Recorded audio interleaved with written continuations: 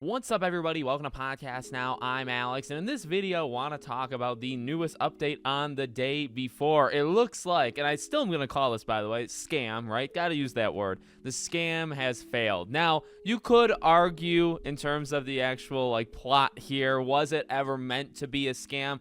I think there was so many deceiving elements to this that there has to be some sort of element of wanting money as quickly as possible, or just wanting money in general for the smallest effort you could ever imagine, right? That's really what I see. Lying about what this game is or was, or whatever, making the trailers, copying Call of Duty. This is all we knew this stuff kind of leading into the game, right? That this very much has some dangerous signs to it.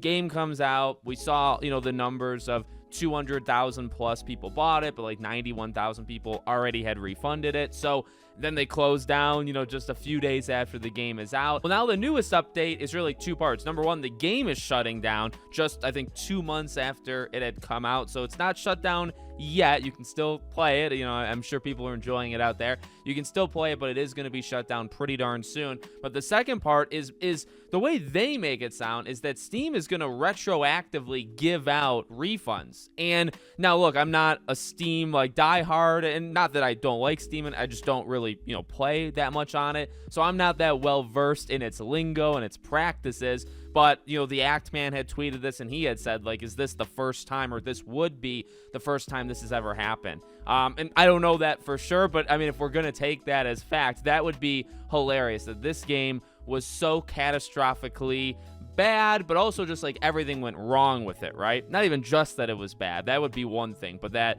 everything kind of fell apart. That this would be the first game that Steam literally says, okay, anybody who bought it, we're going to find, you don't even have to reach out to us. We will find a way to deliver some money back to your account. And that would be wild. You know what I mean? So, in terms of, okay, well, the scam has officially, backfired. You could have said that, a few weeks ago, but this is really the closing end, or, the closing arc to this, entire story. It's wild. It really is. And, even since the game has come out and, they shut down, I can't believe it actually happened. This game, like I said, leading into its release, it had warning signs, but the biggest thing I thought was just that it doesn't exist. Literally for months, and as we got closer, they're not going to do it, right? They'll keep delaying it, they'll keep saying whatever, but they're not going to do it. But they actually did. Now, again, I really think that makes my point, that makes my theory the most believable, that there was never anything. There was never a single gosh darn thing with this game. There was promises, there were comparables, there were fake trailers, all that stuff, but when they say, we put our blood, sweat, and tears into this game for 5 years, that is a lie. That is a flat-out lie. Now, there have been discussions from people that, I think worked in their volunteer workforce, that, there were ideas to make this game certain things. But I like I've said for a while, I genuinely believe there was next to nothing. Now, I think maybe originally I said there was nothing. I'm sure there was a little something, okay? There was something with this game for the last couple of years, but not an actual game, right? Ideas, premises, maybe prototypes, but nothing legit. And then they kept getting called out. All of this stuff happened, and they said, okay, well, we need to do something extremely quick. We need to actually put, and not to satisfy, but to complete our end, to get the money and to see how much we can kind of take from it. I don't buy the whole, well, we're going to pay off our debts, and we're going to do this, and we're going to do that. And you know what? I watched the Act Man's video on this game, and I never paid too much attention to the state. I never followed the team, that made this game. But if you read their statements, they are just the wackiest wordings you'll ever hear in your life, right? For months, constantly bringing up that they didn't hurt anybody, and that this isn't a just the way that they used language, in their writing, to me showed there was always something. I can't even believe it, right? And I never bought the game. I didn't do it, when it came out in early access, and I didn't see those, earlier statements, because those were kind of wild. So I'm glad, this is what deserves to happen. Honestly, it's maybe the best case scenario. You get a fun, weird little ride. I've said this before with Abandoned, right? I don't want these things all the time, right? Because there are attempts to scam. they are whatever, like the situation. They are misleading, they're outright lies, whatever. I don't need that to flood the gaming industry, right? So I'm not saying like, oh, give me a story like this every week. But there is, maybe for my twisted mind, there is something inherently fun about a situation like this, so long as I guess you don't fall for it. And I mean, that's a big if, right? If you don't fall for it.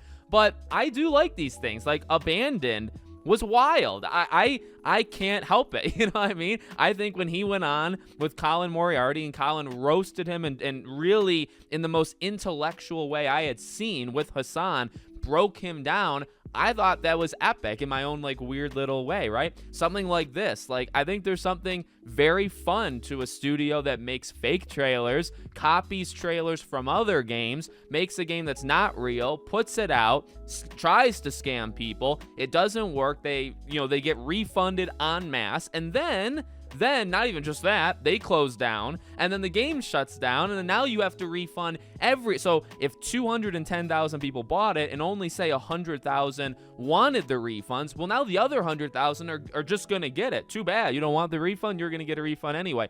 That is incredible. And again, like, that really has everything to it, right? They lose. The game is terrible. The game isn't really even a game. The developers are shown to be, trying to be scam artists and just terrible at it, right? They're not even good at what they were trying to do. And then everybody who got to participate in this little scam, whether willingly or like they wanted, to see what the heck this game was going to be, they didn't care if they wasted their money, which I think plenty of people did. And I don't think there's anything wrong with that. I think that's literally people's like wandering minds, right? They wanted to see it. But not just that, but then for the people that, maybe did fall into the scam, actually did believe them, they, you got to be a little bit smarter going forward there for those people. But you know what? They got the money back too. So really, it's a win-win-win-win-win. Studio's gone. They're scam artists. Everybody knows it. They failed at it. They didn't even succeed in any way. The game's a failure. They all shut down. They're all going away. Now, maybe they come back in some sort of like epic, second arc to this story, but you have that. And then from the consumer side, we got to experience something that we really don't get all that often. You don't get things like this all that often, right? Because you need the perfect storm of believability to a certain extent. People had to believe this game could be something that, even if it was, and I think Axeman said this as well, right? That's what you needed with this. You needed a game that looked like it could be something special, even if it was under the radar, right? Even if it surprised people and people weren't expecting it, it could still actually happen. That doesn't happen too often, right? Normally the writing is so blatantly on the wall. Nobody was getting fooled by like the Kong game, right? Like, if you see the trailer for that and you think it's going to be something special, you need your eyes checked, right? You can't fool people.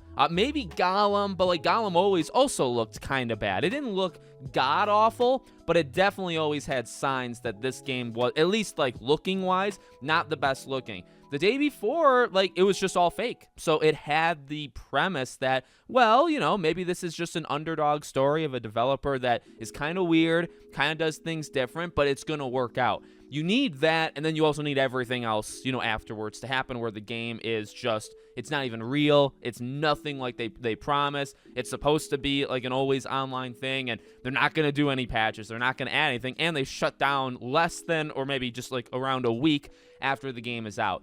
That'll never really happen again, so you almost have to savor the moment, right? And again, I'm not asking for this to happen like monthly, but these are cool. To me, sorry, like, they are cool stories. I enjoy talking about them, and yeah, that's kind of all I got. Let me know what you guys think in the comments. Make sure you're subscribed, bell icon turned on, and I hope to see you all on the next one.